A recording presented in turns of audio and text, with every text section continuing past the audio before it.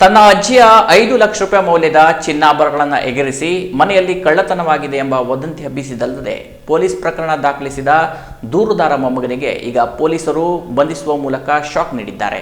ಅಜ್ಜಿ ಬಂಗಾರ ಕದ್ದ ಆರೋಪದ ಮೇರೆಗೆ ಮೊಮ್ಮಗ ಈಗ ಜೈಲು ಸೇರುವಂತಾಗಿದೆ. ಹೌದು, ಅಜ್ಜಿಯ ಬಂಗಾರವನ್ನೇ ಕಳುವು ಮಾಡಿ ಮನೆಯಲ್ಲಿ ಕಳ್ಳತನವಾಗಿದೆ ಎಂದು ನಾಟಕವಾಡಿದ ಮೊಮ್ಮಗ ಈಗ ಪೊಲೀಸ್ ಅತಿಥಿಯಾಗಿದ್ದಾನೆ. ಆತನೇ ಭಟ್ಕಳ ಪಟ್ಟಣದ ಮೌಲಾನಾ ಆಜಾದ್ ರಸ್ತೆಯ ಶ್ರೀ ಹನುಮಂತ ದೇವಸ್ಥಾನ ಬಳಿಯ ನಿವಾಸಿ ತಜಮ್ಮುಲ್ ಹಸನ್ ಮೊಹಿದ್ದೀನ್ ತಾಜುದ್ದೀನ್ ಶೌಕತ್ ಅಸ್ಕೇರಿ ಎಂಬಾತ ಬಂಧಿತನಾದ ಆರೋಪಿಯಾಗಿದ್ದಾನೆ. ಮಾರ್ಚ್ 14ರ ರಾತ್ರಿ ಈತನ ಅಜ್ಜಿಯಾದ ಬಿಬಿ ಸಾರಾ ಅವರು ಮಲಗಿದ್ದ ಹಾಸಿಗೆ ಅಡಿಯಲ್ಲಿಯೇ ಇಟ್ಟಿದ್ದ ಸುಮಾರು 5 ಲಕ್ಷ ರೂಪಾಯಿ ಮೌಲ್ಯದ ಬಳೆಮಾ ಚೈನ್, ಕಡಾಯಿ ಸೇರಿದಂತೆ ಸುಮಾರು 90 ಗ್ರಾಂ ಚಿನ್ನಾಭರಣವನ್ನ ಕಳುವು ಮಾಡಿ ಮನೆಯಲ್ಲಿ ಯಾರೋ ಕಳ್ಳರು ಬಂದು ಚಿನ್ನಾಭರಣ ದೋಚಿಕೊಂಡು ಹೋಗಿದ್ದಾರೆ ಎಂದು ವದಂತಿ ಹಬ್ಬಿಸಿದ್ದ. ಅಲ್ಲದೆ ಈತನೇ ಭಟ್ಕಳ ಪೊಲೀಸ್ ಠಾಣೆಗೆ ತೆರಳಿ ದೂರು ದಾಖಲಿಸುವ ಮೂಲಕ ಪೊಲೀಸರ ಕಣ್ಣಿಗೆ ತಾನೊಬ್ಬ ಸಾಚಾ ವ್ಯಕ್ತಿಯಂತೆ ಬಿಂಬಿಸಿಕೊಂಡಿದ್ದ.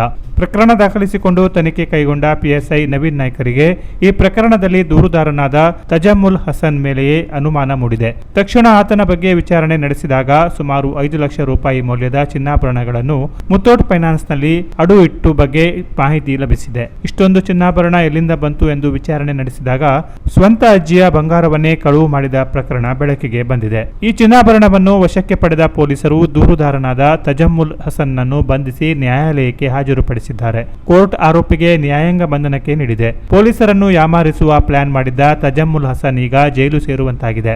ಈ ಕಾರ್ಯಾಚರಣೆಯಲ್ಲಿ ಭಟ್ಕಳ ಗ್ರಾಮಾಂತರ ಸಿಪಿಐ ಸಂತೋಷ್ ಕಾಯ್ಕಿಣಿ ಮಾರ್ಗದರ್ಶನದಲ್ಲಿ ಪಿಎಸ್ಐ ನವೀನ್ ನಾಯ್ಕ್ ನೇತೃತ್ವದಲ್ಲಿ ಸಿಬ್ಬಂದಿಯಾದ ದಿನೇಶ್ ನಾಯಕ್, ಅರುಣ್ ಪಿಂಟೋ, ದೀಪಕ್ ನಾಯ್ಕ್, ಮದಾರ್ ಸಾಬ್, ದೇವು ನಾಯ್ಕ್, ಶ್ರೀಧರ್ ತಾಂಡೇಲ್, ಮಹಾಂತೇಶ್ ಹಿರೇಮಠ, ಕಿರಣ್ ಪಾಟೀಲ್, ವಿಲಿಯಂ ಫರ್ನಾಂಡಿಸ್ ಪಾಲ್ಗೊಂಡಿದ್ದರು.